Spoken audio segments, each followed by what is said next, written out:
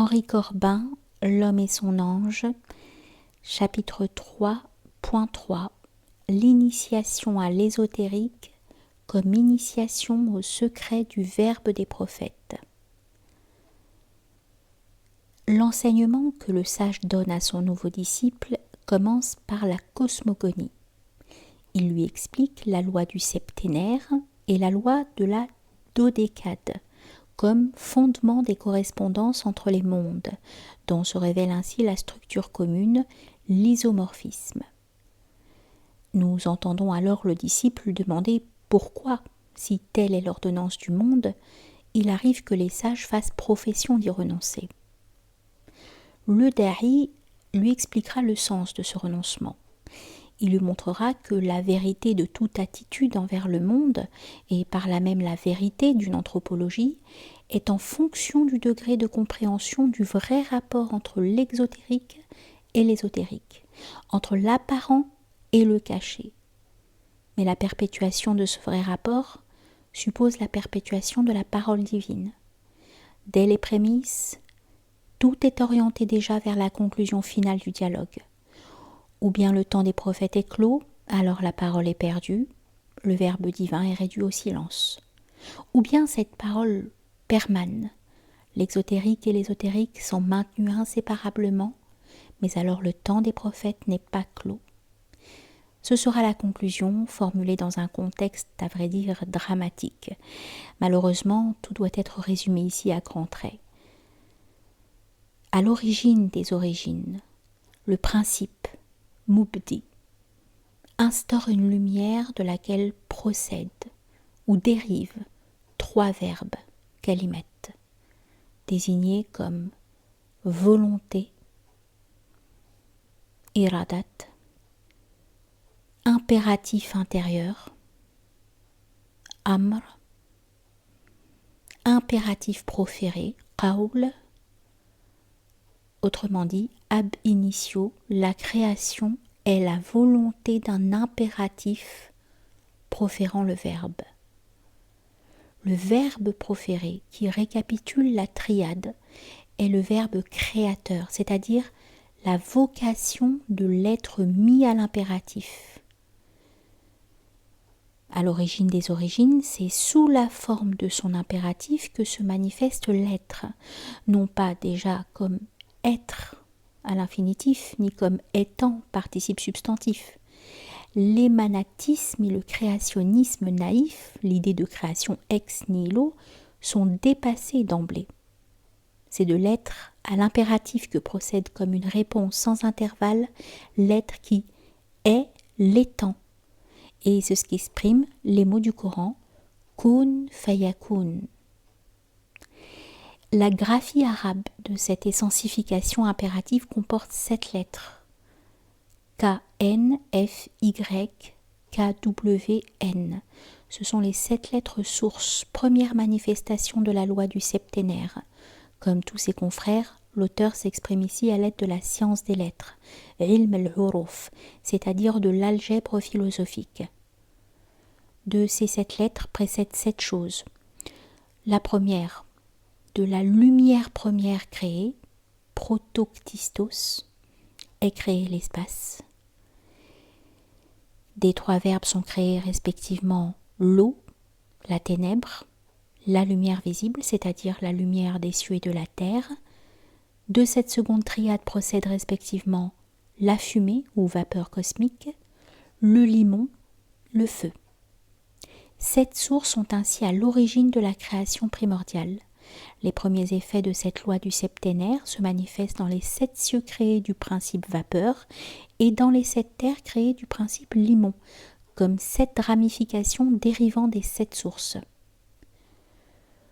D'autre part, les noms désignant les 3 verbes totalisent dans leur graphie arabe 12 lettres, première manifestation de la dodécade.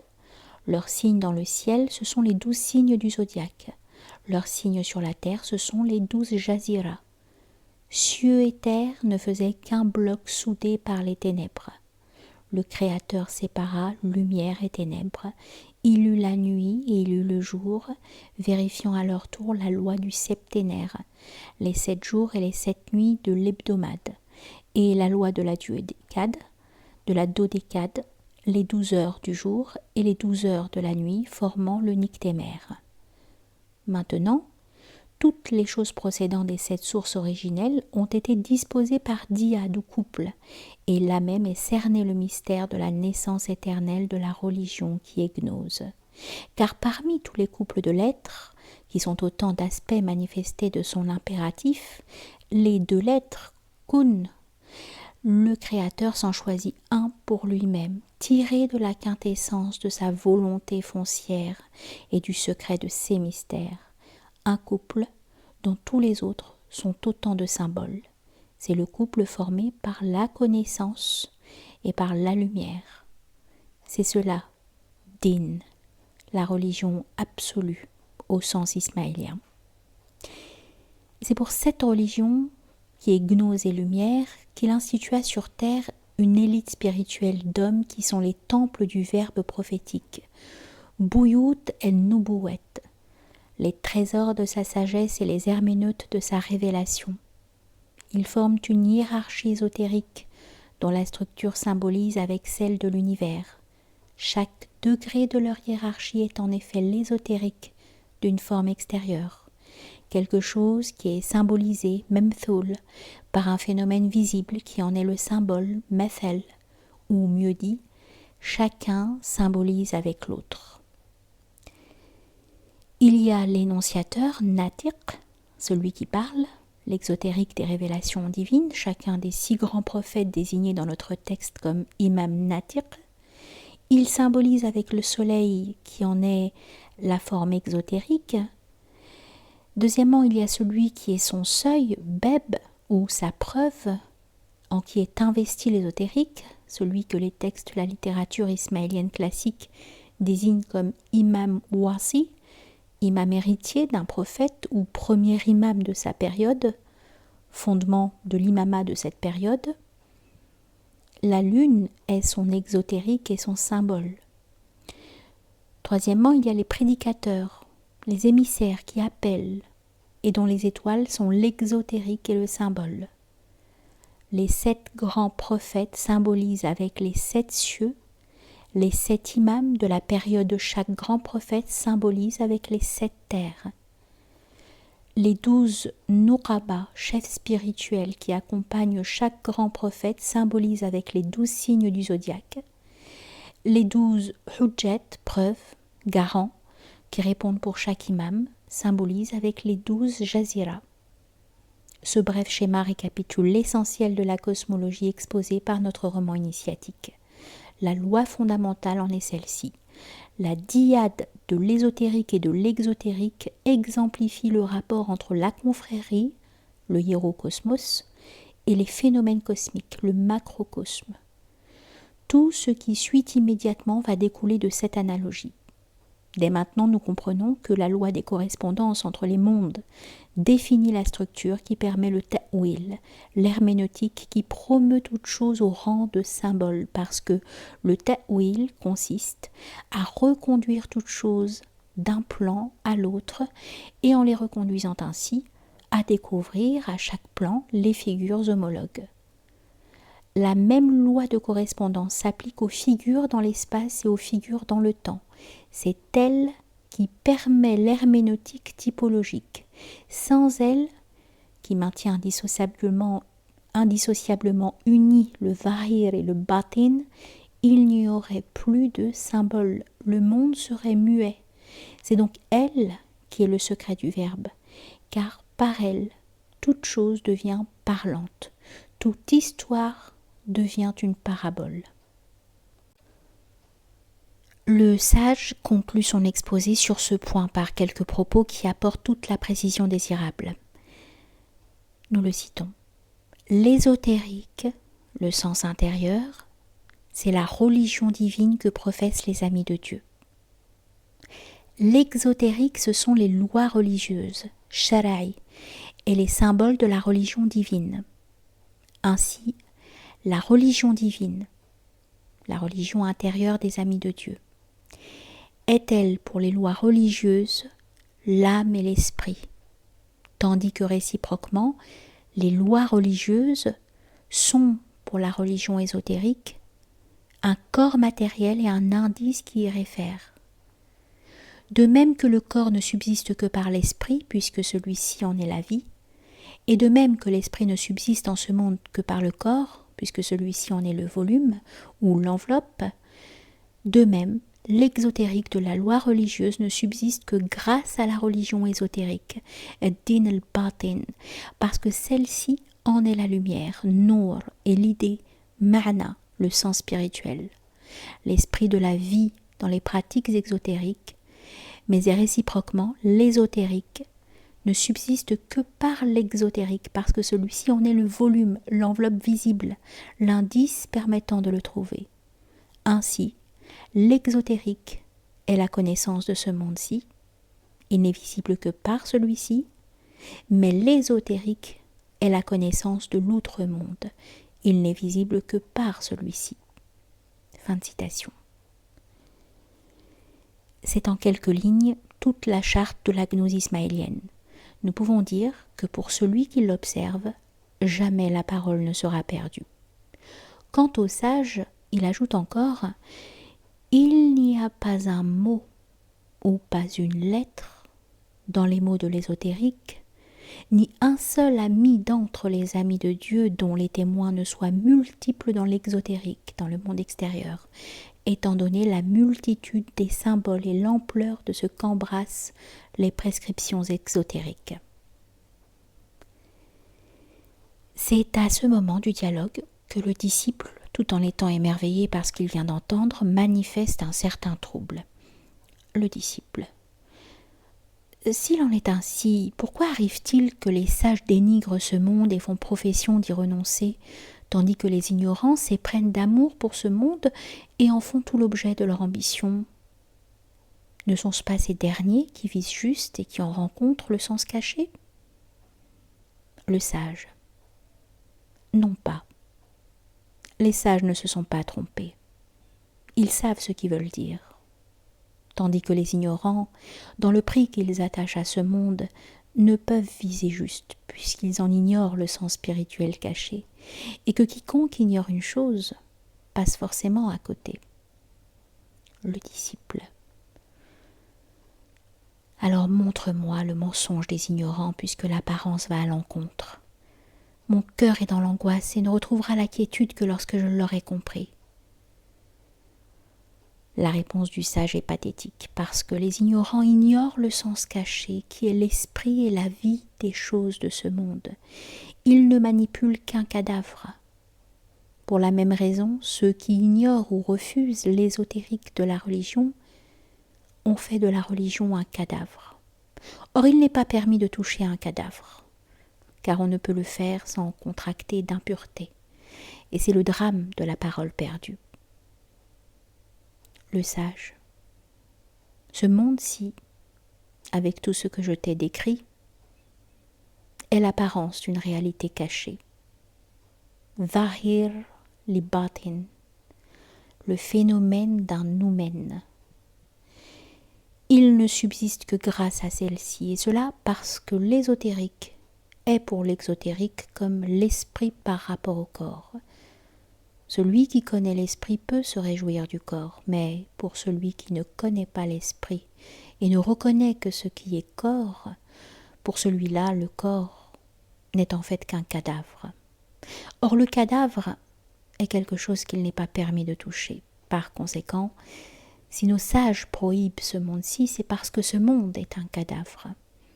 Ils défendent d'y toucher, parce que telle est la prescription coranique, jusqu'à ce que la vie lui soit donnée pour autant que Dieu le veut. En sourdine ici se fait entendre le leitmotiv de la résurrection des morts spirituels. À un autre passage du dialogue sur lequel nous ne pouvons insister ici, là où le sage a l'occasion d'expliquer à son disciple l'herméneutique des songes du pharaon par Joseph, il précise encore « Dieu ne dit pas dans son livre que ce monde ne vous séduise pas, mais que la vie de ce monde ne vous séduise pas. Car la vie peut s'entendre en plusieurs sens. Il y a la vie extérieure, exotérique en ce monde-ci, dont l'issue est anéantissement, et il y a la vie de l'autre monde, dont l'issue est pérennité. Ce que signifie la première, c'est une vie par la simple connaissance du Zahir. Et ce que signifie la seconde, c'est une vie par la connaissance du Batin, car la connaissance de l'exotérique, c'est la vie de ce monde-ci, et c'est la connaissance inférieure, tandis que la connaissance de l'ésotérique, c'est la vie de l'outre-monde. Et c'est à cause de cela que le verset déclare « Que ne vous séduise pas la vie de ce monde-ci », c'est-à-dire que ne vous séduise pas la connaissance de l'exotérique qui s'attache à la lettre et à l'apparence. D'où, pour apaiser l'angoisse du disciple, le sage peut conclure « Le mensonge des ignorants est éclatant quand ils font l'éloge de ce monde, puisqu'ils n'en connaissent pas le sens caché, la réalité intérieure, ni ce que Dieu a voulu par le monde. Leur opinion est que Dieu a créé le monde sans que cela ait aucun sens. Or Dieu n'a pas créé le monde par jeu. Si le monde était à soi-même sa propre fin, il n'y aurait pas d'issue. Cette création serait absurde, car toute création qui n'a pas d'issue est une dérision, et tout discours qui n'a pas de sens est une futilité. Le disciple. Voici bien établie la véridicité des sages et mise en évidence leur précédence ainsi que le mensonge des ignorants. Dès lors, il nous reste à comprendre l'ésotérique, le sens caché de ce monde. Mais l'angoisse dont je m'étais plaint à toi déjà se relâche. Nous voyons alors à l'œuvre la pédagogie ismaélienne. Elle n'oppose pas un dogme à un autre dogme. Elle n'initie pas à un dogme. Elle apprend à découvrir le sens caché de toute chose, y compris des dogmes. Elle est une illustration anticipée de la devise du second Faust. Tout l'éphémère n'est que symbole. Le sage. Eh bien, ce monde-ci, avec l'ensemble de ses symboles, est l'exotérique de l'outre-monde et de ce qu'il contient. Cet outre-monde est l'esprit et la vie. Quiconque ne travaille en ce monde que pour ce monde-ci, sans connaître l'outre-monde, agit dans l'égarement. Son travail n'a pas de sens, puisqu'il est sans issue. Le dialogue va alors tourner à une sorte d'exercice pratique sur la symbolique, et il en découlera que l'aptitude à déchiffrer les symboles et à penser en symboles est aussi ce qui détermine les catégories des humains. La leçon culminera en rappelant comment s'accomplit le passage du verbe divin au verbe humain en la personne de l'imam parlant, et même natiq, ce qui, d'une manière ou d'une autre, postule la notion commune au chiisme de l'imam comme Qur'an natiq, le livre parlant, garantie de la permanence du verbe. La présence continue du livre parlant est la garantie contre le danger de la parole perdue lorsque celui qui parla, le livre, n'est plus là. Par là même, nous faisons un nouveau pas vers la conclusion du dialogue. Le temps des prophètes ne peut jamais être clos. Mais à ce moment-là, une question posée par le disciple va orienter l'action dramatique vers la grande scène d'initiation qui marque le sommet du livre. Le disciple. Explique-moi alors les points de repère, ma'lim, pluriel de ma'lam, signe de route, borne militaire, de ce monde et de ce qu'il renferme. Confronte pour moi les symboles, amthal, avec les symbolisés, mamthulat, qui en sont les aspects intérieurs ésotériques, bawatin. Le sage. Dieu n'a créé aucune chose en ce monde, ni bête sur la terre, ni oiseau volant avec ses ailes, ni rien d'humide, ni rien de sec, ni le minéral qui se dresse comme les montagnes, ni les pierres, ni les arbres, ni les métaux tels que l'or et l'argent, ni les pierres précieuses. Bref, aucune chose dans l'ensemble des choses grandes ou infimes, sans que cette chose propose un symbole. C'est exactement le principe mis en œuvre dans les Arcana Celestia de Swedenborg. Déjà, précédemment, le sage avait donné une brève leçon de symbolique. Elle est reprise ici avec quelques variantes et additions. Le ciel qui contient l'ensemble des choses symbolise avec l'imam parlant, le prophète parlant les livres. Les 12 signes du zodiaque symbolisent avec les 12 nuqaba, les étoiles avec les da'i. La terre en son immensité symbolise avec l'héritier spirituel du prophète, l'imam au sens propre du chiisme, comme le livre parlant parce qu'il en connaît l'ésotérique et le ta'wil. Les 12 jaziras symbolisent avec les 12 hujjat de chaque imam héritier d'un prophète. Les 7 anges des 7 cieux avec les intermédiaires entre Dieu et chaque imam parlant ou prophète. Les 7 mers avec les 7 intermédiaires entre Dieu et les imams succédant à l'imam parlant. L'eau salée et amère symbolise la connaissance de l'exotérique réduite à lui-même. L'eau douce symbolise la connaissance de l'ésotérique, qu'il s'agisse des sources invisibles sous terre ou de l'eau qui ruisselle à la surface des roches. Cela parce que l'eau est la vie de l'être vivant, de même que la connaissance est la vie de l'être connaissant. Finalement, il y a l'espace. De quoi est-il le symbole ? L'espace qui renferme tout et que rien ne renferme ne symbolise avec rien d'autre. Cela même renferme un sens ésotérique où l'idée de symbole se transcende et s'annule, car c'est en ce sens que l'espace est le symbole de ce qui ne symbolise avec rien, de celui à qui rien ne ressemble. Laysa kamithlihi shay. Il n'est pas le symbole de Dieu, car il ne peut y avoir de symbole de Dieu comme il y a un symbole de l'imam, des nuqaba, des da'i, etc. L'espace suprême qui ne symbolise avec rien est le symbole de l'incognoscibilité divine, de l'ineffabilité de celui qui ne symbolise avec rien.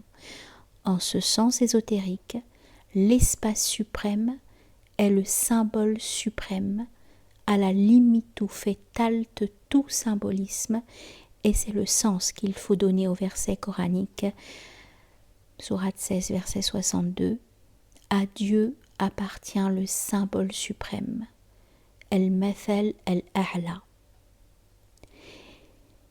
Et au-delà de l'espace, entre l'espace et le principe, il y a le temps.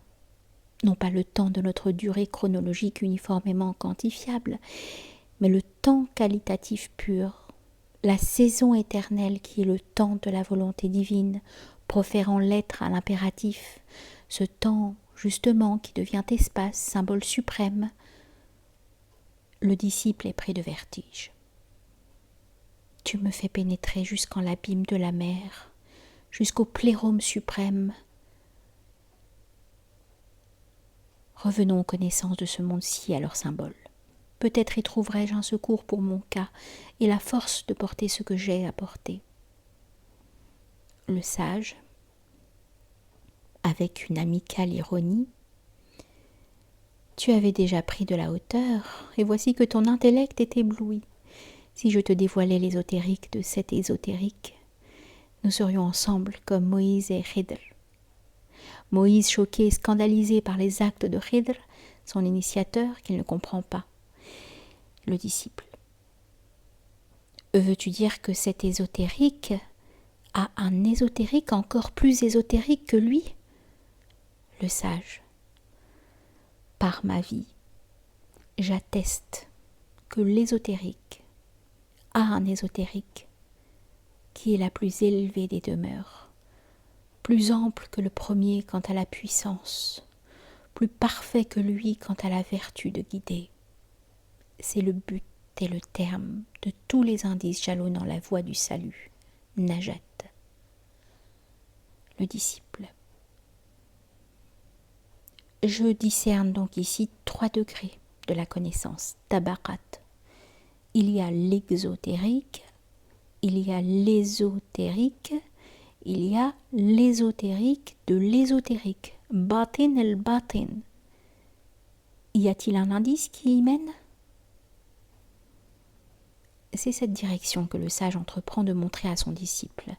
Il nous faut encore malheureusement résumer ici à grands traits. Les conditions d'intelligibilité de toute proposition forment une triade. Il faut un nom, une qualification, un sens qui les conjoint et qui est l'intention visée par la proposition. Ma'na. Dire la lune se lève a un sens. Énoncer séparément le nom la lune et la qualification se lève n'aurait pas de sens. De même, si l'on se contente de prononcer isolément le mot exotérique et le mot ésotérique, quelqu'un demandera exotérique de quoi ou pour qui? Ésotérique de quoi ou pour qui? Mais les mots prennent un sens si je dis exotérique de la religion ou ésotérique de la religion. On comprend alors que la religion est quelque chose qui a un exotérique et un ésotérique. Et on en accueillera comme symbole la structure de l'œuf, lequel a un exotérique qui est la coquille qui l'enveloppe, un ésotérique qui est le blanc de l'œuf, et un ésotérique de l'ésotérique qui est le jaune de l'œuf, lequel en est la substance et le sens.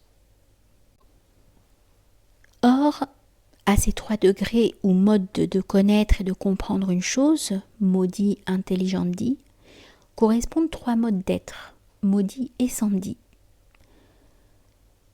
Le premier, celui qui connaît l'exotérique sans connaître l'ésotérique, est au rang des bêtes. Il n'a pas la parole. Deuxièmement, celui qui connaît l'ésotérique est un vrai croyant. Il est au rang de ceux qui méritent le nom d'homme. Et troisièmement, enfin, la connaissance de l'ésotérique est la connaissance propre aux anges. Celui qui la possède est spirituel par la connaissance, tout en étant matériel par le corps. C'est un prophète que Dieu suscite comme son vicaire sur sa terre. Il est l'organe et l'herméneute de la révélation divine. Il a les clés du paradis dans lequel n'entrent que ceux qui le suivent. Pensons ici au blanc chevalier de l'Apocalypse. Et c'est pourquoi ceux qui méritent le nom d'homme se répartissent en 2 catégories. Il y a le sage divin, Alim Rabbani, le théosophos, et il y a ceux qui reçoivent son enseignement sur la voie du salut. Tout le reste est populace, sectateur de n'importe quel charlatan, propageant son égarement et n'entraînant les autres que dans son ignorance. Le disciple. Comment s'enhardir à viser quelque chose comme le rang auquel Dieu élève ses amis? Est-il possible à toi de m'aider? Le sage. Il est possible à l'agriculteur d'améliorer le sol. Il lui est possible de semer et d'abreuver la terre. Il n'est pas en son pouvoir de faire sortir de terre la plante et le calice des fleurs. Il est toujours possible à l'homme de faire des expériences quand il veut. Il ne lui est pas possible d'en créer ce qu'il veut. Il me serait pénible, ô mon fils, que tu me demandes mon aide en quelque chose que je ne puisse t'aider. Que Dieu éclaire ta conscience intime. Tu es sur la voie du salut, la voie des hommes de vigilance. Suis le chemin qui est le tien. Tu n'es encore qu'au début.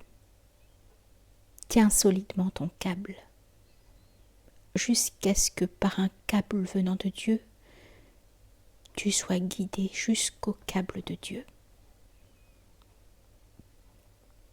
Le disciple. Le câble de Dieu n'est-il pas l'imam vers lequel tu m'as appelé? Le sage. Il est ce qui en est visible, Zahir, et il est ton câble, lance solide. Le disciple. Alors qu'est-ce que le câble de Dieu et qu'est-ce qu'un câble de Dieu? Le sage. C'est le but de la direction qui te guide, et c'est le terme auquel aboutissent les sages. En peu de mots, le sage vient d'instruire son disciple de cette éthique de la quête qui s'avérera dans la seconde partie du dialogue comme le ressort de l'éthique du dépôt confié. La mention du câble de Dieu est d'une remarquable densité allusive. L'imam est la partie visible, manifestée de ce câble. Est-ce là suggérer ce qu'est l'ésotérique de l'ésotérique, tel qu'il se révèle au secret de chaque chercheur quand il a atteint au terme de sa quête? Le disciple, intimidé devant ces lointains, profère l'invocation que tout pieux musulman a l'occasion de répéter plusieurs fois par jour. La hawla wa la quwwata illa billah. Il n'y a de force et de puissance que par Dieu. Heureuse imprudence de sa part, car le sage se saisit de cette formule pour poser à son élève ce qu'au Moyen-Âge on désignait dans nos écoles comme une bona dubitatio, ce qui dans la langue de nos jours peut se traduire par une bonne colle. Et voici que la solution de cette bonne colle débouche sur le secret même de la prophétologie et de l'imamologie. Le passage du verbe divin au verbe humain et le retour du verbe humain à l'esprit qui en est la vie. Le sage interroge donc le disciple sur le sens de cette pieuse formule telle que nous venons de la traduire comme on la traduit communément. Le jeune homme ne peut répondre que ce qu'on lui a enseigné à la madrasa et il s'aperçoit que l'exégèse qu'il y a apprise n'est pas fameuse. Elle est même tout à fait piteuse. Se glisse ici un bref intermède comique qui accentue l'humour du sage, lequel reprend rapidement toute sa gravité. Il apparaît dès l'abord que l'exégèse enseignée à la madrasa est justement un exemple criant du genre de ta'wil dont il faut absolument se garder, relevant de la pire des herméneutiques, celle dont se contentent les exotéristes, lesquels, loin d'avoir le moindre sentiment des symboles et de pratiquer un ta'wil authentique, réduisent tout à des figures de grammaire et de rhétorique, les seules qui les préoccupent et qui soient à leur mesure. Traduire le mot haoul par force, soit, mais la racine haoul comporte l'idée de changement, de mutation, de passage d'un état à un autre. Il réfère ici au natiq, au prophète parlant, parce que la personne de celui-ci est le lieu même où, par la dictée de l'ange de la révélation, s'accomplit la mutation, le passage du logos au verbe divin. Kalem el-khaliq, au verbe humain, Kalem el-adamiyin, de sorte que le verbe divin est alors manifesté et compréhensible aux hommes. Le verbe de la sagesse, Kalem el-hikmet, le verbe du sage, de Dieu, du prophète, verbum theosophicum, devient alors pour le verbe divin un corps et une enveloppe matérielle.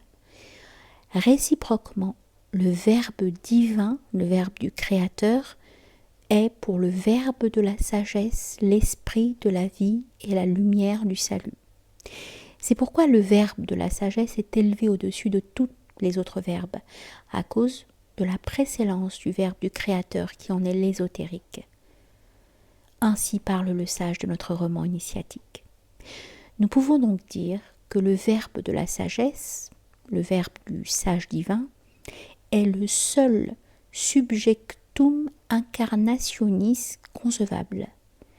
Il représente la caro spiritualis du verbe divin, car le verbe divin ne peut que spiritualiser toute chair en laquelle il s'incarne, et c'est dans le verbe humain qu'il s'incarne comme une épiphanie de l'ésotérique, de l'intériorité suprasensible dans l'extériorité sensible. Le prophète, parlant la révélation, le natiq, est ainsi en sa personne le lieu du passage, de la mutation, où le verbe divin se transforme, se métamorphose en verbe humain. Et c'est ce passage, cette mutation, que signifie étymologiquement le mot haoul.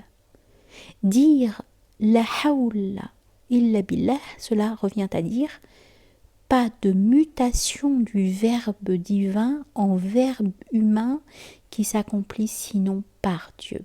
Et c'est cela le tenzil, faire descendre le verbe divin par l'organe du prophète. Maintenant, Le prophète, celui qui parla la révélation de par la dictée de l'ange, n'est plus là. Il a laissé aux hommes le livre parlé par lui, le livre qui est pour son Verbe ce que celui-ci fut pour le Verbe divin qui en fut l'esprit et dont il fut le corps. Que soit présent à ce corps, à ce livre, l'esprit qui le vivifie. Cela postule qu'il ne soit pas seulement le livre parlé jadis par l'organe du prophète, mais qu'il soit en permanence le livre parlant. Ce livre parlant, Qur'an Natiq, c'est justement la qualification donnée par le chiisme à l'imam comme à celui qui est en personne le maître de l'herméneutique, Sahib Ta'wil, celui sans lequel, par conséquent, la parole serait définitivement perdue, parce que le livre serait désormais muet. D'où le rapprochement que nous avons fait entre l'imam et le blanc chevalier de l'Apocalypse. Comme l'explique le sage à son disciple, l'imam, au sens de ce mot dans la littérature ismaélienne classique, est celui à qui Dieu donne la force de porter ce verbe. Il est celui à qui incombe l'herméneutique du sens ésotérique, c'est-à-dire l'office de reconduire le verbe humain exotérique au verbe qui se cache en lui, tout en s'y manifestant. Et c'est cela, le ta'wil. C'est pourquoi le sage peut conclure: la pieuse formule la hawla wa la quwwata revient à dire pas de tenzil ni de ta'wil sinon par Dieu. Il en découle donc que pour celui qui ne connaît ni ne reconnaît l'imam, le livre parlant, il n'y a plus qu'un livre qui est un verbe humain vide du verbe divin. Le refus de l'ésotérique, c'est-à-dire de la gnose, c'est donc le drame même du verbe perdu, de la parole vidée de son sens. Et c'est pourquoi, ici même, l'initiation ismaélienne a pour fin de conduire l'initié à retrouver le verbe perdu. La pensée profonde de la gnose ismaélienne s'accorde avec ce que nous connaissons sous le nom de gnose dans les 3 rameaux de la tradition abrahamique. Le phénomène du livre révélé comme épiphanie du verbe secret de Dieu a mis de part et d'autre les herméneutes de l'ésotérique devant les mêmes tâches. C'est pourquoi la même loi des correspondances, c'est-à-dire la même connaissance des symboles, s'est imposée de part et d'autre aux herméneutes spirituels. Ce n'est point un hasard si c'est précisément à ce moment du dialogue que l'auteur fait intervenir l'interprétation des songes du pharaon par Joseph. Nous nous sommes référés brièvement ci-dessus à ce que le sage en dit à son disciple. Nous en retiendrons essentiellement ceci, que cet épisode du dialogue conduit à la double question que tout a préparée jusqu'ici. Qu'en est-il, demande le disciple, de celui qui a la science du batin, mais qui néglige le zahir? Le sage répond qu'il est dans la situation de quelqu'un qui prétend cueillir les fruits, avant que soit venu le temps de la récolte. Et qu'en est-il de celui qui s'attache au zahir sans connaître le batin? C'est la pire des situations, répond le sage. Il nous a été dit en effet précédemment que c'est le mode de connaissance qui est au niveau des bêtes. Il nous a été dit aussi que celui-là ne manipule qu'un cadavre. Pour celui-là, la parole est perdue. En revanche, pour celui qui accède à la connaissance de l'ésotérique, la parole est recouvrée, puisqu'il en perçoit désormais le sens ésotérique, c'est-à-dire le verbe de la sagesse comme enveloppe du verbe divin. Nous comprenons ainsi comment le gnostique ismaélien, le théosophe chiite en général, a pu vivre l'opposition dressée contre lui par les théologiens officiels comme la tragédie la plus profonde de l'islam. Nous pouvons d'autant mieux le comprendre que tout ce que dit le gnostique ismaélien vise aussi bien, comme par anticipation, le monde post-chrétien de nos jours, où nous assistons à la tragédie d'une théologie qui a perdu son logos. C'est donc un groupe immense que vise une réponse du sage venant dans la suite immédiate du dialogue. Prendre position, dit-il, en ce monde-ci, sans le regarder comme le font les sages à la lumière de la vie au sens vrai, est du même ordre que de poursuivre une science qui ignore la réalité du monde suprême à laquelle est ordonnée, à laquelle elle est ordonnée. Tout cela devraient savoir qu'ils n'ont pas d'excuses, pas d'arguments à faire valoir contre Dieu, car comme le dit ce verset coranique, leur sont parvenues des informations où il y avait de quoi les mettre en garde. Sourate 54, verset 4. En revanche, Dieu aura un argument contre eux, car il a mis aussi à leur disposition, à l'intérieur d'eux-mêmes, le même organe que chez les sages. Seulement ils n'en ont pas fait usage. Ils l'ont laissé s'atrophier. Un verset coranique le dit encore. Ils ont des cœurs avec lesquels ils ne comprennent rien, des yeux avec lesquels ils ne voient rien, des oreilles avec lesquelles ils n'entendent rien. Sourate 7, verset 178.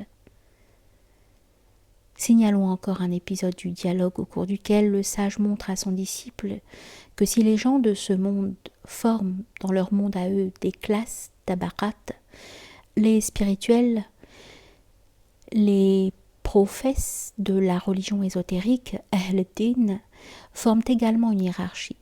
Mais à la différence de la hiérarchie profane, cette hiérarchie ne dépend d'aucune considération ni circonstance extérieure, sociale dirait-on aujourd'hui. Aucune considération de fortune n'entre en jeu. La capacité spirituelle impartie à chacun et mise en valeur par chacun est le seul critère.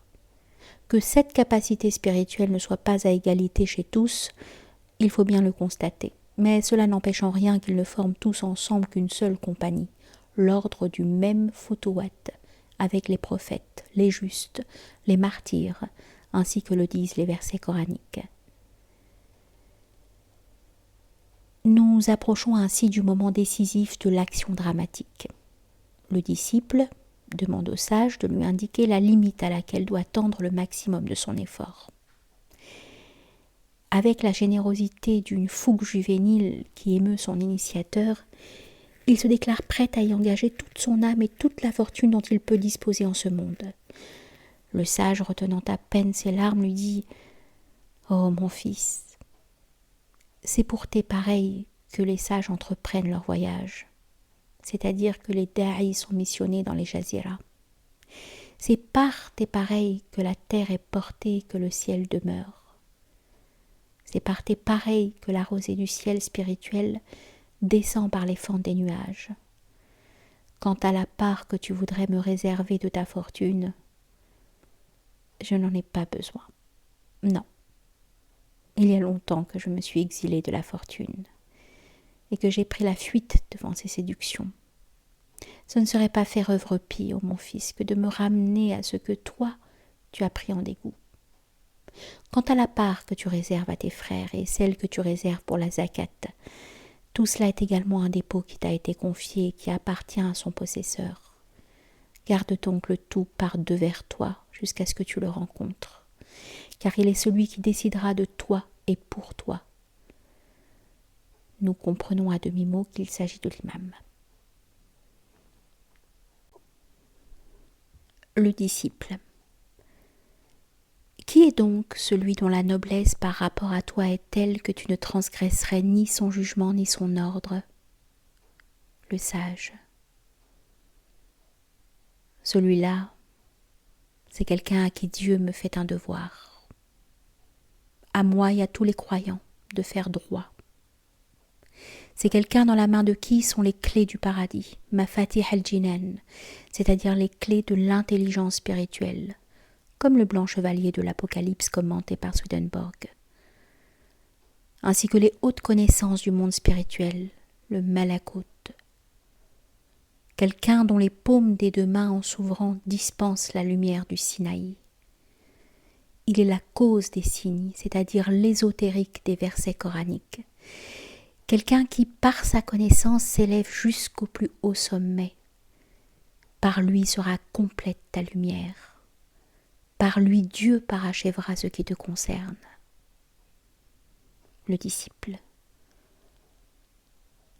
Qui est-il par rapport à toi?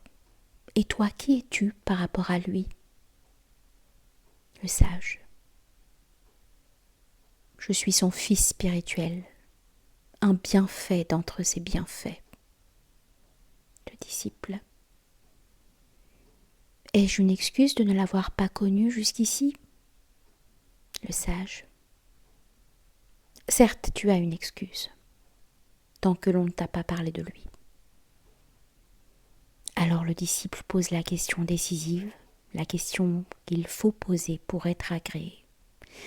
Comme Parsifal posant la question qui le fait admettre enfin au mystère du Saint Graal, il demande si l'heure n'est pas venue qu'il soit conduit au temple de lumière de l'imam, le disciple. Dois-je parler ou m'abstenir? Le sage. Dis ce qu'il te semble devoir dire, le disciple. Le moment n'est-il pas venu où il faut que tu me conduises au seuil où sera effacée ma négligence, afin que je pénètre dans le temple de la lumière, Beit en-Nour, pour y recevoir moi-même la lumière? Cette obligation ne fait-elle pas partie de l'ensemble du dépôt confié, dont il faut maintenant que j'acquitte le prix envers toi? Le sage, comprenant que le grand moment est venu. Certes, cela s'impose à toi, mais il faut que ce soit de par sa permission et décision. C'est-à-dire qu'il faut que l'appel vienne de l'imam, de même que c'est le Graal qui appelle ses élus. Sinon personne n'en peut trouver le chemin. Ici se place un nouvel intermède marquant la nouvelle progression de l'action dramatique dont nous informe le récitant. Le sage doit s'absenter. Il faut qu'il se rende chez celui qu'il désigne comme son père majeur, El-Walid el-Akbar, en termes de notre chevalerie, quelqu'un comme le grand prieur. Est-ce l'imam en personne ou bien l'un des hauts dignitaires faisant fonction de substitut? Notre roman est muet sur ce point, volontairement à coup sûr. Il le désigne simplement comme le shir. Et c'est sous ce seul nom que celui-ci interviendra dans le dialogue. Force nous sera donc d'observer la même discrétion.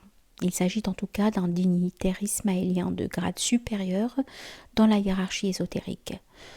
Pendant le bref intermède causé par l'absence du sage initiateur, nous pouvons faire le point. Mesurer toute la distance parcourue depuis le jour où notre da'i iranien pénétrait prudemment dans le Tchaï-Khaneh, ou une maison du même genre dans la bourgade inconnue. Il a fait son œuvre de da'i. Il l'a menée à bien. Il a trouvé, comme il le désirait, un héritier de sa gnose, quelqu'un que l'éthique du dépôt confié lui imposait de chercher. Maintenant, il doit en référer au dignitaire qui est au-dessus de lui. Peu importe que leur nom à l'un et à l'autre ne nous soit pas dévoilé. Notre roman ne met en scène ni des allégories, ni des figures imaginaires ou mythiques, mais des personnages archétypes. Le da'i en son essence, le moustajib néophyte en son essence. Aussi bien nous apprendrons bientôt le nom de celui-ci. Le sage se rend donc auprès de son prieur pour lui faire son rapport, lui expliquer le cas de son néophyte. Ce qu'il dit de celui-ci lui vaut immédiatement cette réponse. Hâte-toi de m'amener ce jeune homme, car j'espère qu'il sera la porte d'une miséricorde que Dieu ouvrira à ses contemporains. La seconde partie de notre roman initiatique nous montrera qu'il devait en effet en être ainsi. Alors, notre da'i revient en hâte vers la bourgade où réside son disciple. Il le retrouve mal portant, accablé de tristesse, souffrant de langueur. Il s'informe. C'est leur séparation qui l'a mis dans cet état. Mais la bonne nouvelle qu'il lui apporte dissipe toutes les ombres. Le sage. En vérité, Dieu savait ce qu'il y a dans ton cœur. Il t'a facilité l'épreuve. Il a projeté dans le cœur de son ami, Wali, l'imam ou son substitut, miséricorde à ton égard. Prends tes effets de voyage. Voici que je vais te conduire à ce qui fait ton espoir et te fait atteindre au seuil de ton but. Le jeune homme pleure de joie et de crainte révérentielle, multiplie ses remerciements, prend ses effets de voyage et quitte sa demeure pour une longue absence. Tandis que son père, selon la chair, le Sheikh el-Bourtori, est maintenu dans l'ignorance de tout. Tel Gournemance conduisant Parsifal au domaine du Graal, le sage ismaélien conduit alors son disciple vers le temple de lumière, vers le mystérieux grand prieur que nous avons entendu désigner comme le sage majeur, Al-Alim al-Akbar, et comme le père majeur de notre Da'i.